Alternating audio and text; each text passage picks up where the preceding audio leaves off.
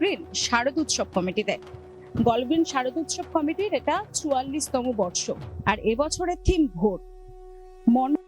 প্রতিটা কোনায় মহালয়ের ভোরের সাথে বাঙালিদের যে আবেগ তা জড়িয়ে রয়েছে।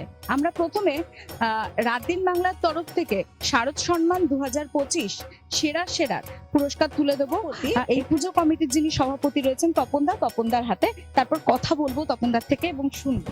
আমার সঙ্গে আমাদের টিম মেকার রয়েছে, আমার সেক্রেটারি রয়েছে, আমরা সবাই মিলে একসঙ্গে, আমাদের মহিলা সদস্যরা রয়েছেন, সবাই মিলে আমরা অত্যন্ত আনন্দের সঙ্গে মহাসপ্তমীর বিকেলে আমরা গ্রহণ করছি।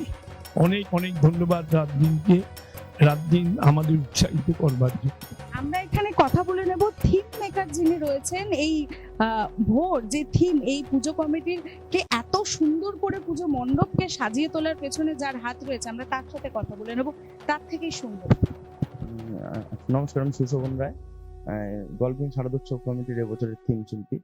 তো পুরো বিষয়টাকে না একটু নস্টালজিয়া হিসাবে ধরেছি, যেহেতু এটা মানে আমার নিজের প্রথম কাজ দুর্গাপুজো। আর এই ভোর থেকে তো বাঙালির আবেগটা শুরু হয় দুর্গাপুজোকে নিয়ে, মানে মাতামাতি। তো সেই কারণেই ভোরটাকে চুজ করা। প্রথম দুর্গাপুজো আমারও আবেগ তৈরি হয়েছিল ছোটবেলায় ভোর থেকেই।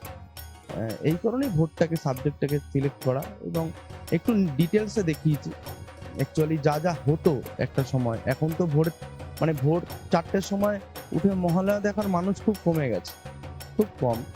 তো একটা সময় আমরাও দেখতাম ভোর ৪টের সময় উঠে।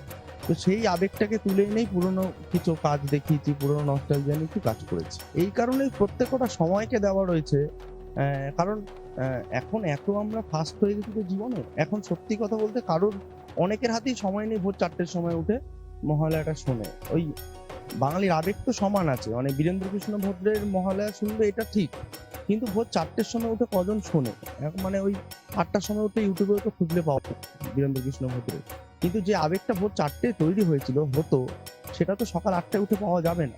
এই কারণে প্রত্যেকটা সময় ধরে আমি কাজটা করি, যে কোন সময় কোনটার আবেগ, কোনটার তাৎপর্য বেশি ছিল, সেইভাবেই কাজটা করা। আমরা পুজো কমিটির মহিলা সদস্যরাও রয়েছে, আমি তাদের সঙ্গে একটু কথা বলতে চাইবো, তাদের থেকে শুনবো। আচ্ছা, এই বছর আমাদের প্রথমে চতুর্থীর দিন ওপেনিং করে গেছেন মন্ত্রী অরূপ বিশ্বাস। তারপরে আমাদের বাঙুর হসপিটালের টোটাল ডাক্তারদের টিম এবং স্বাস্থ্যকর্মী মিলে গান নাচ নাটকের একটা প্রোগ্রাম হয়েছে, প্লাস পাড়ার নাচ গানের একটা প্রোগ্রাম হয়েছে। আজকে মহাসপ্তমী, আজকে পাড়ার ছেলেমেয়েরা নাচের প্রোগ্রাম করছে। তারপর আমাদের প্লেব্যাক সিঙ্গারের অনুষ্ঠান আছে। ঢাকের লড়াইটা নবমীর দিন দুপুরে অনুষ্ঠিত হয়, খুবই ভালো। হ্যাঁ, এবার বোধহয় ৮জন পার্টিসিপেট করছে। 3 cheers for Golf Green Sharadotsav committee. 3 cheers for Golf Green Sharadotsav committee. 3 cheers for Golf Green Sharadotsav committee. 3 cheers for রাত দিন।